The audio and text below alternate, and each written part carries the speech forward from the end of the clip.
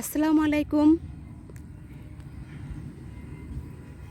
আজ আবারও আসলাম একটু ঘুরতে প্রকৃতির কোলে। কোথায় যেন পূজার ঘন্টা বাজছে।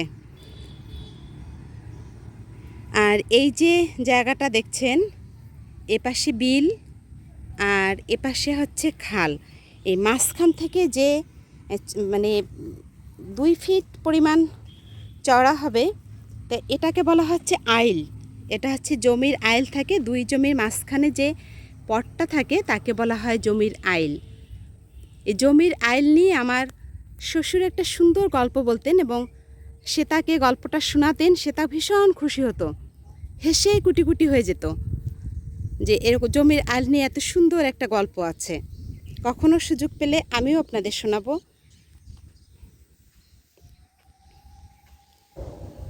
আসলে পানি দেখতেই ভালো লাগে আমার, কিন্তু পাহাড় ভালো লাগে না, আমার সমুদ্র ভালো লাগে। ঠিক সেভাবেই সাঁতার জানি না, তারপরেও কিন্তু পানির প্রতি একটা সাংঘাতিক আকর্ষণ কাজ করে। একটু সামনে যাই। আর এই যে ছাসি শাকে ভরা আর আইলের চারপাশ থেকে এই যে ঢেঁড়স গাছ লাগানো,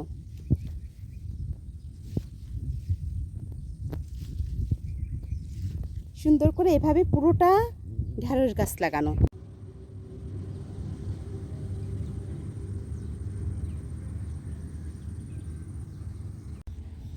ইস কি সুন্দর, একপাল হাঁস ভেসে বেড়াচ্ছে। দেখেন, মনে হচ্ছে যেন একটা জাহাজ যাচ্ছে। 4টা হাঁস আছে ওখানে, কি সুন্দরভাবে যাচ্ছে।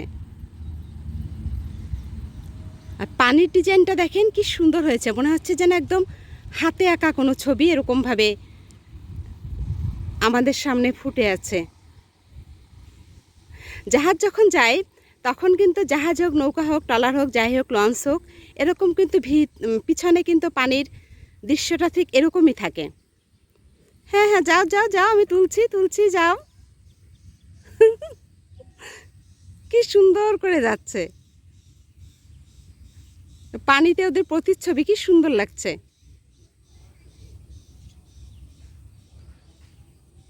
আবার একটু দেখে নিল, সামনের জন্য সম্ভবত নেতৃত্ব দিচ্ছে, দেখে নিল তার পিছনে দলবল ঠিক আছে কিনা। আর এই যে ঢেঁড়স গাছের পাশাপাশি কিন্তু ওই যে খাল পাড়ে কি সুন্দর কলমি ফুল ফুটে আছে। আসলে বাইরে বের না হলে প্রকৃতির গন্ধ তো পাওয়া যায় না, থাকি তো ঘরের ভিতরে আটকা। কি সুন্দর, এই যদি একটু খোপায় দেওয়া যায় কি ভালো লাগে। এই যে পাওয়া গেছে একটা ব্যাঙের ছাতা, যেটাকে আমরা বলি মাশরুম। এই হচ্ছে সেই ব্যাঙের ছাতা, আসলে অনেক বড় সাইজ। এর নিচে দিব্যি একটা ব্যাঙ বর্ষার সময় বসে থাকতে পারে, এই জন্যই মনে হয় নাম হয়েছে ব্যাঙের ছাতা।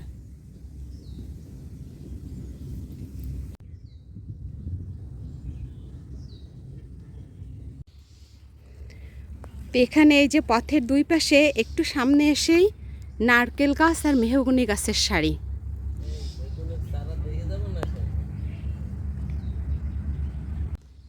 আর আমি দূর থেকে একটুখানি পাচ্ছি, ডাহুক পাখির ডাক শুনতে পাচ্ছি। কিন্তু আমি খুঁজলাম আশেপাশে, আমি গাছপালার মধ্যে ডাহুক পাখি সাধারণত কিন্তু নিচে থাকে, কচুরি পানার মধ্যেই ওরা বেশি থাকে, ওখানে ডিম পাড়ে, ওখানেই বাচ্চা হয়। তা আমি খুঁজলাম, আমি কিন্তু পেলাম না। তবে যেটা পেয়েছি, আমার সে হাঁসের দলটা কিন্তু আমি পেয়েছি। এই যে, হাই সোনামণিরা, আবার চলে যাচ্ছে আমাকে দেখে। এবার কতগুলো, 1 2 3 4 5 6 7, এবার 7টা। এবার আমাদের জাহাজটা কিন্তু বড় হয়ে গেছে। হ্যাঁ, যাও, এই তো সামনে নেতৃত্ব একজন চলে গেছে আর পিছনে দল। আমি একটু জুম করে দেখাই, কি সুন্দর করে যাচ্ছে। হ্যাঁ, আবার ঘোরা, এবার জাহাজটা আমাদের ঘুরে গেছে, এবার গোল হয়ে গেছে। এবার মিটিং হচ্ছে যে কি ব্যাপার, আমাদের ভিডিও করছে কে, আমাদের নিয়ে এত কথা কেন হচ্ছে, আমাদের কি জাহাজ কেন নাম দেওয়া হলো। একটা মিটিং ওরা করলো, এরপরে আবার আগাচ্ছে যে ধুর তাকাবই না, কে যা করছে যা খুশি করুক গে, তাতে আমাদের কি, আমরা আমাদের মতোই থাকি।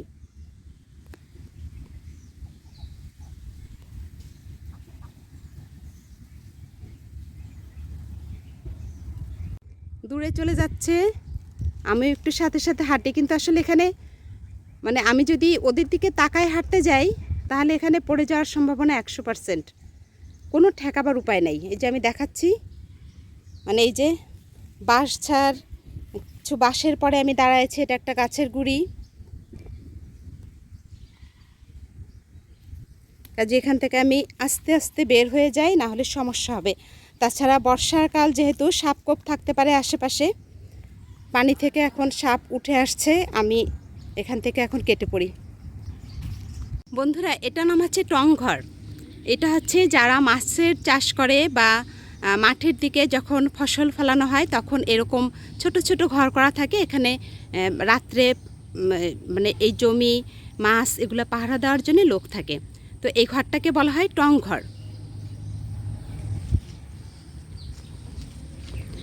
তা সম্ভবত এই মাছের ঘেরটার জন্যেই এই ঘরটা এখানে করা হয়েছে, এবং ভিতরে আমি দেখলাম যে বালিশ কাঁথাও আছে, তাতে মনে হলো যে হ্যাঁ ঠিকই এটা টংঘর। হ্যাঁ, এই যে আমি তোমাদের কাছে চলে আসছি, এসো আরও কাছে আসো।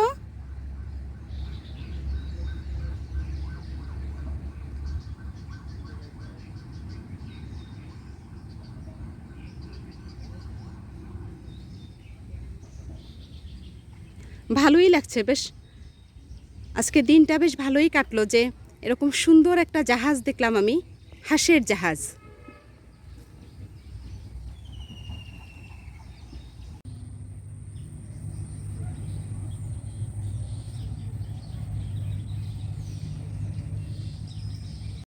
তো হাঁসের পাল আবার যে উঠলো, আমি ওখানে গেছিলাম বিধায় ওরা নেমে গেছিলো, ওরা আবার রেস্ট নেবার জন্যেই উঠে গেছে। তা আমিও সেই সাথে বিদায় নিচ্ছি, আমিও বাসায় যাব, রেস্ট নেব।